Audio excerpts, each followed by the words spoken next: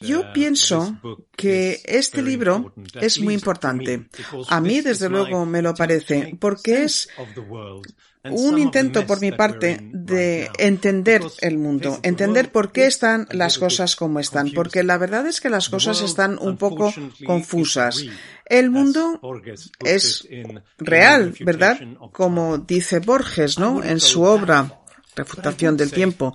Yo no diría tanto, pero sí diría que hay muchas mezclas y me encuentro distanciándome pensando, ¿por qué me siento así? ¿Por qué esta desesperanza? Bueno, pues va a depender si observo la política o la sociedad. Hay positivos, hay negativos. Todo el mundo progresa. Los economistas, los filósofos, los financieros, los profesionales hacen cosas maravillosas. Todos los días, desde hace 20 años, cientos de miles de personas son rescatados de la pobreza extrema. E incluso ahora, con esta pandemia furibunda que ha dado lugar a estas terribles consecuencias humanas y económicas, tenemos que recordar que lo importante en términos históricos no es el virus, no, es la vacuna. El hecho de que hemos podido vacunar a la población apenas un año después de que irrumpiera el virus en el mundo. Así que el mundo progresa, pero el mundo tiene temor, está nervioso y el entorno político pues es complicado. En vez de buscar por parte del mundo político el beneficio mutuo, la opción es la de obligar a los demás a hacer lo que uno quiere que se haga. ¿Y por qué? Pues porque algunos están demasiado abiertos y otros demasiado cerrados. Tenemos que pensar que es importante estar abiertos, pero muchas veces la política se centra en el suma cero. No es vive y deja vivir. No, es come o que te coman a ti. Yo entiendo la historia y la psicología evolucionista me ha convencido de que caben ambas realidades dentro de nosotros mismos. Esto explica el progreso y explica también por qué a veces complicamos mucho las cosas. La apertura se nos da bien, pero la tememos también. Tenemos una naturaleza doble. Somos, por supuesto, comerciantes, pero también somos tribalistas. Así que vamos a empezar con lo primero, que es la apertura. ¿Cómo puede ser que Homo sapiens conquista el mundo? ¿Cómo puede ser? Es curioso, ¿no? Porque no somos muy fuertes, ¿no? Si comparamos con otros animales, no somos los más rápidos, no podemos volar siquiera, no nadamos muy bien tampoco. Así que esas aptitudes físicas no las tenemos. Las aptitudes físicas que podrían dar a entender que es lógico que seamos los conquistadores del planeta. Pero sí tenemos una superpotencia. Y vamos a ver cuál es esta superpotencia. Vamos a mirarnos en un espejo. Si no tienes un espejo a mano, mírame a los ojos y observa el blanco de los ojos. No parece nada llamativo, ¿verdad? Pero resulta que es único al ser humano. Somos los únicos. Nuestros primos, los primates, no tienen blanco de los ojos. Otros mamíferos tienen una esclerótica marrón, no blanca. Así que la mirada no se les ve. No se ve hacia dónde miran. Si ellos encuentran un bocado sabroso o una posible pareja, no dejan que se vea para ser ellos los primeros en llegar a ese bocado sabroso o esa pareja. Así que estamos engañando, embaucando incluso a los más cercanos a nosotros. Pero el ser humano no. Por alguna razón, nuestra estrategia es distinta. De pronto es muy importante que se sepa cuál es nuestra intención, que nuestra mirada sea interpretada por los demás.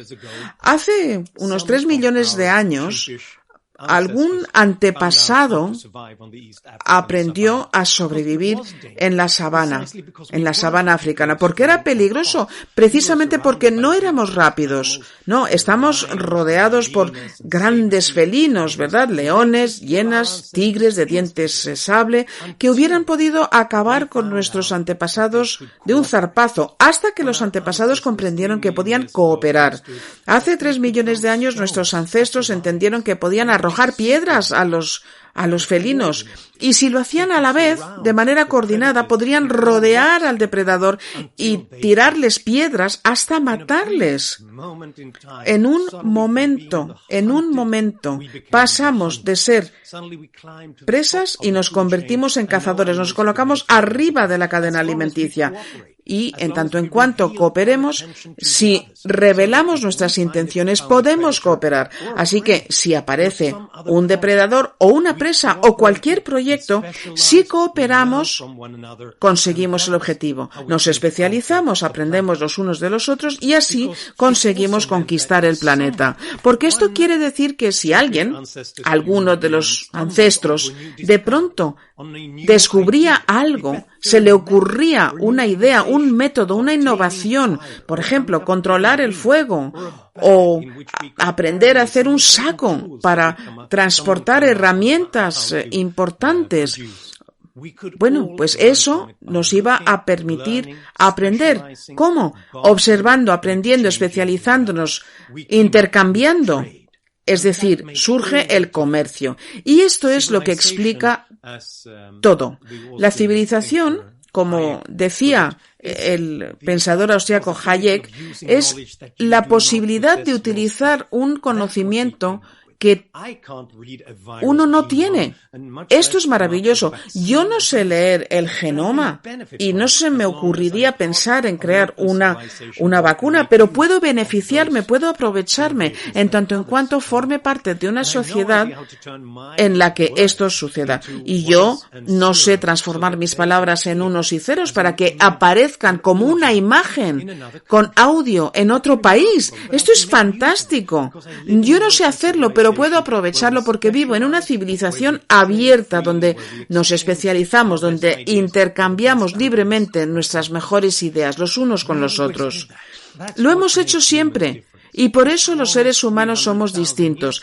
Hace 300.000 años ya lo éramos. En ese momento sabemos que existe Homo sapiens y aparecen también evidencias de comercio a larga distancia. Hay intercambio, hay compra, hay venta de herramientas y también pigmentos desde grandes distancias. Y esto es lo que explica este cambio, porque de pronto tú no estás limitado a tus conocimientos, tus habilidades. No, cuantos más personas haya, cuanto más trueque, cuanto más se intercambie, más se progresa. Y entonces es aparentemente un paso, ¿no? Paso pequeño de coordinar los esfuerzos para acabar con un león a poder disparar cohetes, literalmente. Esto es lo que representa el estar abierto a las sorpresas. Aquellas regiones que han desarrollado instituciones, a veces por error, pero que han permitido que más personas busquen, descubren cosas nuevas, que innovan. Estas regiones prosperan porque estas son las sociedades que están abiertas a ideas nuevas, a tecnologías, a modelos de negocios, a descubrimientos que ellos solos no consiguen. Desde fuera, los migrantes, los misioneros, los comerciantes y las minorías dentro de la sociedad, los excéntricos, esos innovadores, esas personas que desde su casa innovan. Esto es importante porque todas las tecnologías, culturas y todos estos hábitos, estas tradiciones que son tan nuestros, pues hace mucho tiempo eran innovaciones, eran gustos adquiridos que no gustaban al principio. Cuando lees la historia de la tecnología, hay hallazgos aparentemente triviales, ¿no? Como el paraguas, la bicicleta, el automóvil, el ordenador, el internet, la vacuna, hasta llegar a la ilustración ilustración, a la libertad de expresión, la biociencia, todo en su momento se considera raro, incluso peligroso. Y es porque algunas civilizaciones eran algo más abiertas, de forma tal que estas personas excéntricas podían efectivamente juguetear con esas ideas, hasta que se consigue efectivamente aprovechar estas ideas y a la larga prosperamos. No hay ningún libro que se llame inútil, sin valor, estúpido, no. Pero la verdad es que todos los modelos de comercio en algún negocio han sido considerados como inútiles, sin valor, imposibles, absurdos por algunas o por muchas personas y normalmente todo a la vez.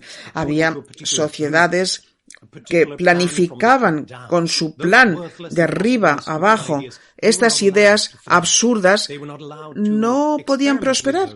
En estas sociedades no se permite experimentar y no pasan muchas cosas, pero en una sociedad abierta, en un mercado abierto, estas ideas y métodos no tienen que ser validados ante un plan, un programa. No, pueden conseguir el éxito si de forma espontánea las aprovechamos. Y por eso precisamente aprovechamos tantos cerebros, tantas manos, tanto trabajo, tantas ideas que tanto aportan. Y así llego entonces a la historia clásica. Gran parte de mi libro explora, de hecho, esta edad de oro de la historia. Porque esta no es la primera edad de oro de un desarrollo rápido, científico, económico. No, ha habido otras muchas edades de oro. Ha habido edades de oro en distintas culturas. Por ejemplo, los navegantes fenicios en el Mediterráneo, la Roma pagana, los abasidas, Confucio en China, el Renacimiento católico, la República holandesa calvinista. El denominador común ahí no es una cultura, una etnia, una religión. No, el rasgo común es que, en términos relativos, son civilizaciones abiertas. Se abren al comercio, la migración, a nuevas ideas que fluyen de dentro de la sociedad y de fuera también. Montesquieu, pensador ilustrado, estudió el Imperio Romano, intentó entender cómo conseguirían un imperio que duró tanto, con tanto éxito. No señalaba sus conocimientos o tecnologías, no.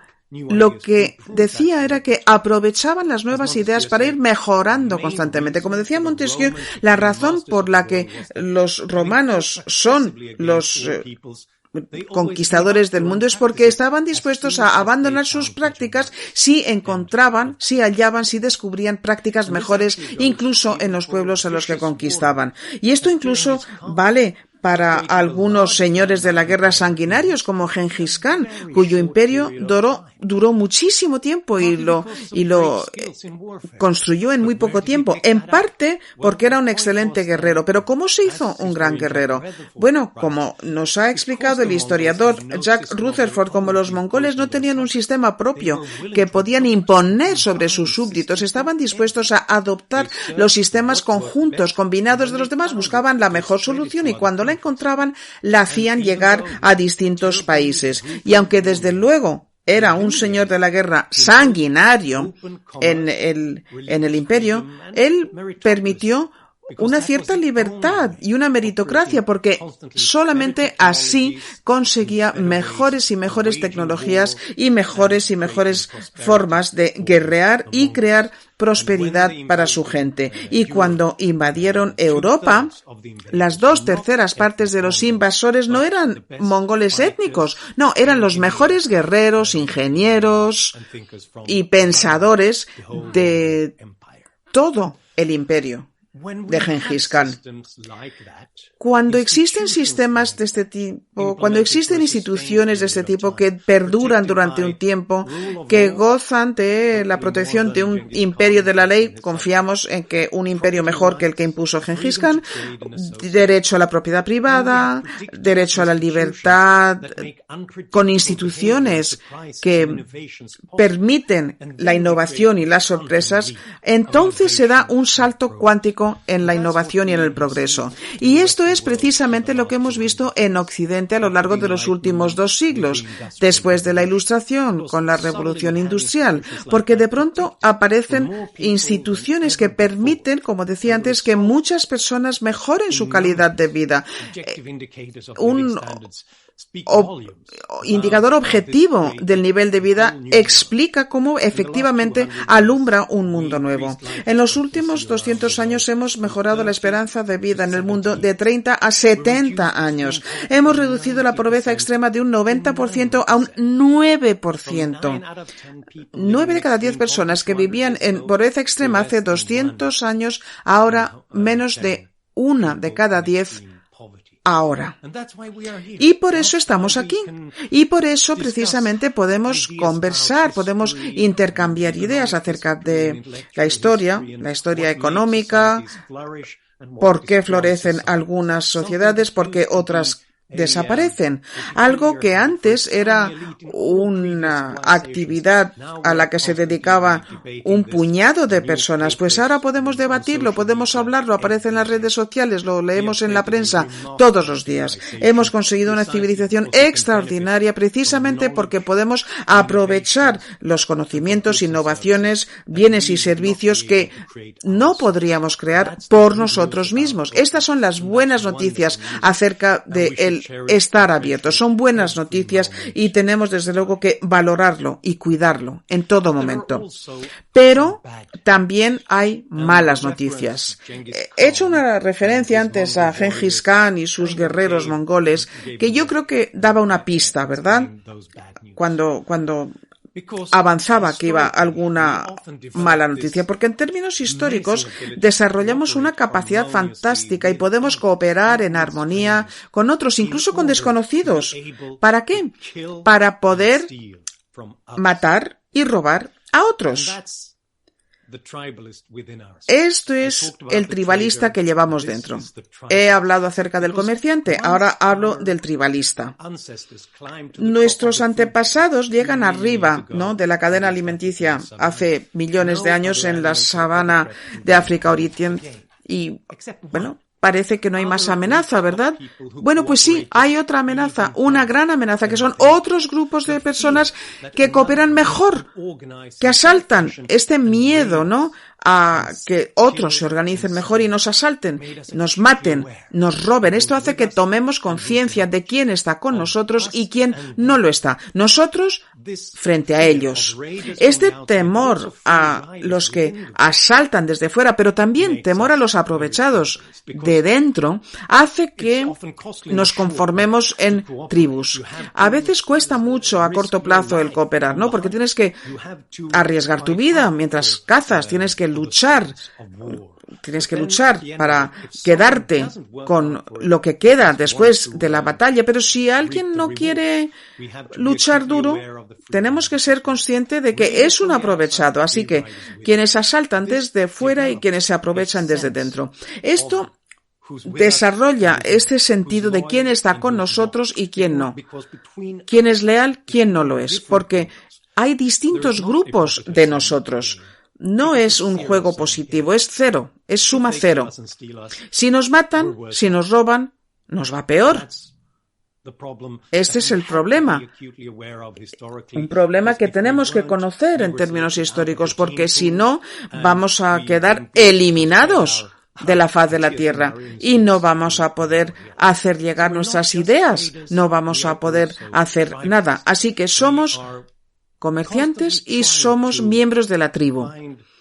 Estamos intentando buscar puntos en común para poder trabajar conjuntamente con otros, pero también tenemos que ser muy conscientes, y lo somos, de que puede que sean traidores, de que pueden a lo mejor ir a por nosotros.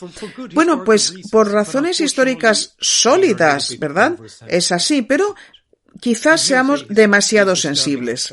Vamos a recordar un experimento perturbador. Es verdaderamente perturbador y tiene que ver con el arte moderno. Hay un grupo de alumnos y se les lleva a un laboratorio y se les divide en dos grupos. Se les pregunta acerca de dos pintores modernos. Uno es Kandinsky y el otro es Klein. Son pintores que no conocían, es decir, no tienen relación ninguna. Así que se les divide a los alumnos en dos grupos. Nunca un grupo llega a conocer al otro. Solo saben que son miembros del grupo Kandinsky o miembros del grupo de Klein. Bueno, pues ahora un juego económico. Distribuimos recompensas, ¿verdad? El grupo de Kandinsky y el grupo Klein. Bueno, claro que sí, ya os lo habéis imaginado. De pronto, la gente se convierte súper fiel a su nuevo grupo. Son grupos compuestos de personas a quienes no han visto en su vida ni van a volver a verles. Están divididos en este grupo porque les había gustado la obra de Kandinsky o la de Klein, pero se convierten en miembros fieles de su grupo. Se deben a su grupo, es decir, a personas a quienes no conocen que comparten este gusto por el arte. Pero peor, no solamente es formar parte del grupo, es que también es porque estás incluso dispuedo a sacrificar una ventaja para tu grupo a cambio de un daño para el grupo de Klein. O sea, tu grupo que vaya bien está bien, pero es más importante que haya más distancia entre tu grupo y el otro grupo. O sea, estás dispuesto a sacrificar beneficios para tu grupo para castigar a otros desconocidos. ¿En función de qué? De un artista. Un artista que además es un desconocido también para ti, pero tiene sentido. Si lo que nos interesa, pensando en la redistribución, pensando en el castigo y en las recompensas, si se basa en este juego de suma cero, que históricamente es el juego que nos ocupa en la sabana y durante cientos de miles de años, esto nos sigue acompañando, sigue formando parte de nuestro ser en cuanto pensamos que formamos parte de un grupo. No a título individual, porque así no funcionamos a título individual. Cuando estamos uno a uno intentamos maximizar los beneficios, pero en cuanto nos identificamos como miembros de un grupo, pensamos en el otro grupo como un grupo que amenaza. Y por eso la política es un mundo de gran furia, porque el otro es el enemigo y tenemos que vencer, aunque nos cueste a nosotros. Pensamos que el mundo es un mundo donde es un juego de suma cero, porque así lo era. No siempre, porque hemos podido beneficiarnos muchísimos de la cooperación, del comercio con otras tribus, con extranjeros, con desconocidos, pero no siempre. No siempre, y no es suficiente. Si el mundo a veces es un juego suma cero, bueno, no es suficiente porque el formar parte de la tribu, el querer aventajar a nuestro grupo a costa de los demás, el temor del otro grupo, pues funciona un poquito como un detector de fuego, un detector de humo. Los detectores, las alarmas, están diseñados para ser demasiado sensibles, porque si estamos en un hotel, por ejemplo, o si estás en casa, si no se dispara la alarma cuando hay un fuego de verdad, pues la cosa se acaba, ¿no? O sea, se acaba.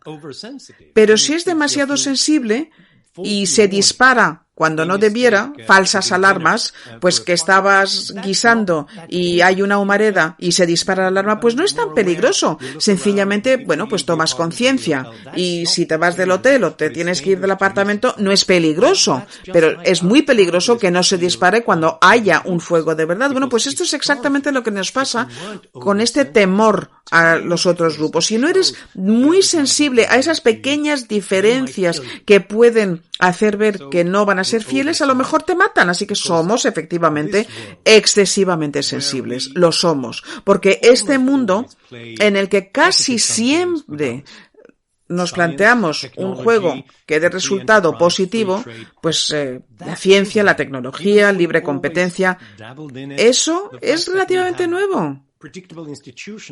El hecho de que contemos con instituciones que nos protegen, siempre podemos pensar en este juego suma positivo.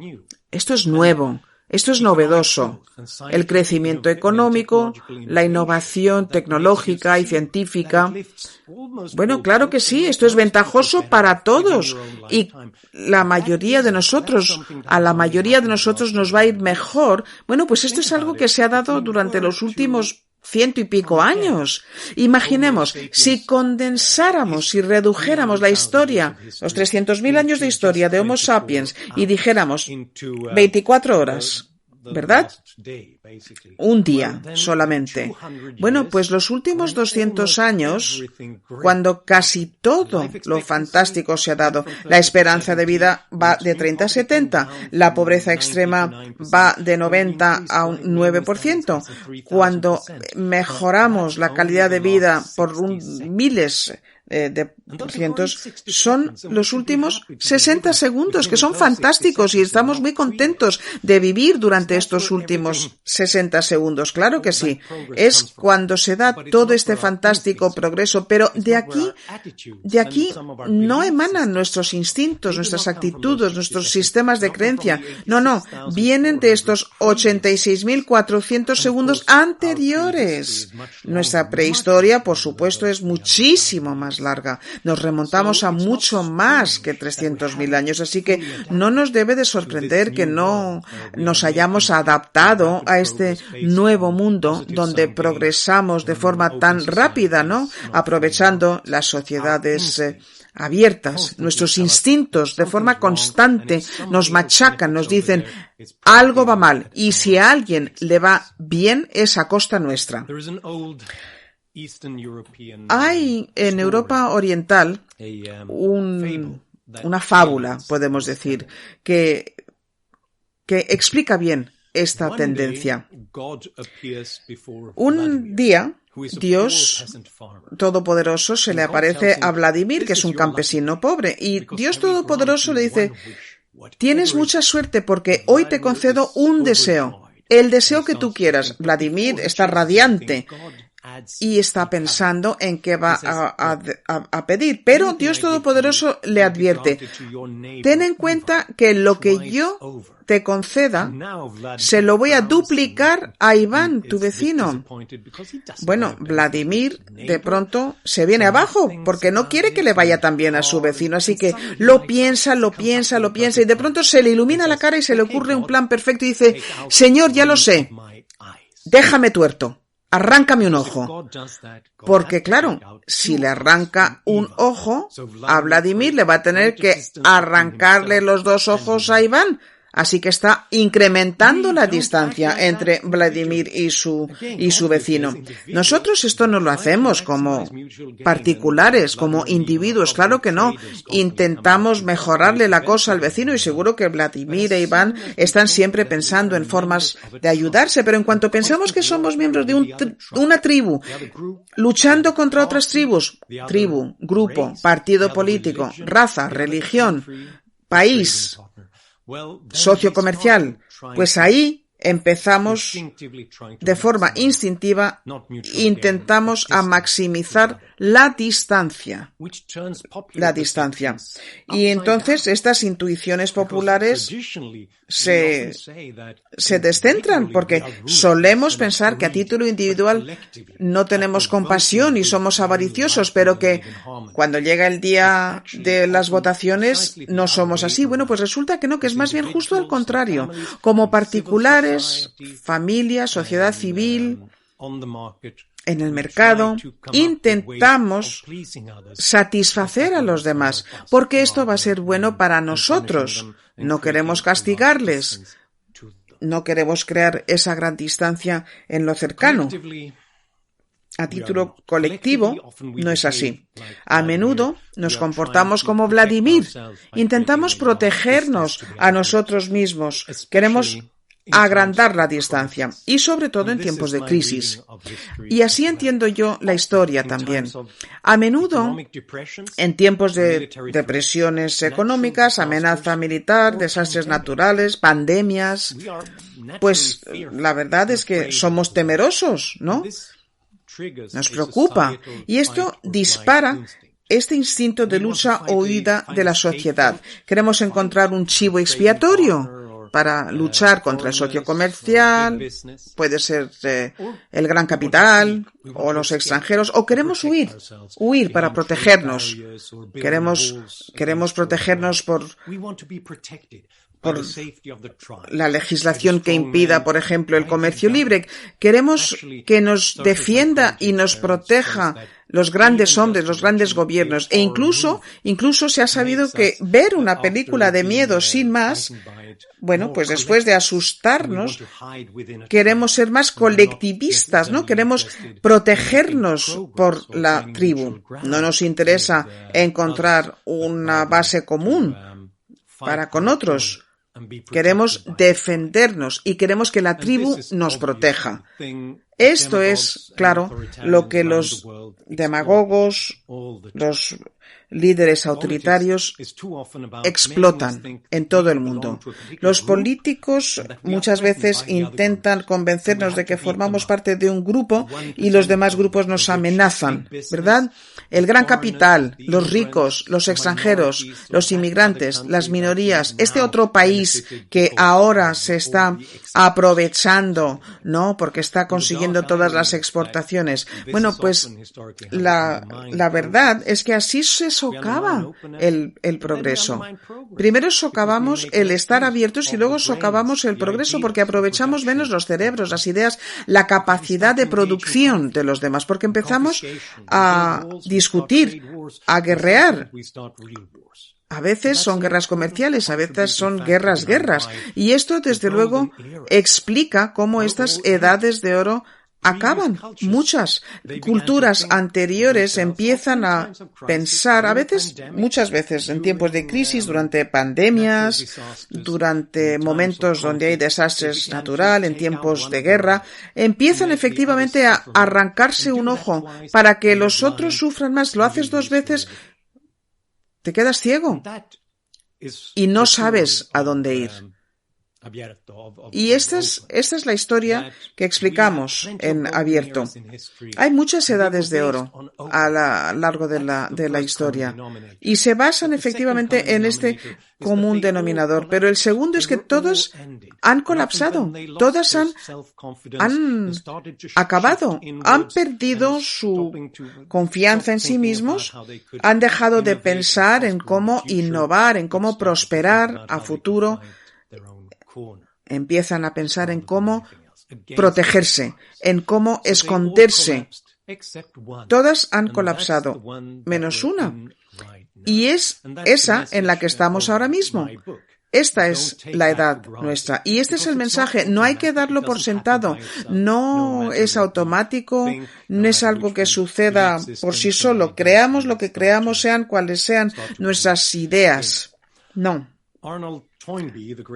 El gran historiador Arnold Toynbee dijo, bueno, a ver, él la verdad es que se enfadó mucho con otros historiadores que establecían analogías muy simples entre las sociedades y los seres humanos. Había quien decía, esta civilización ha envejecido, se ha fatigado, ha muerto, y Toynbee decía, no hay una esperanza de vida de las civilizaciones, no hay una fecha de caducidad.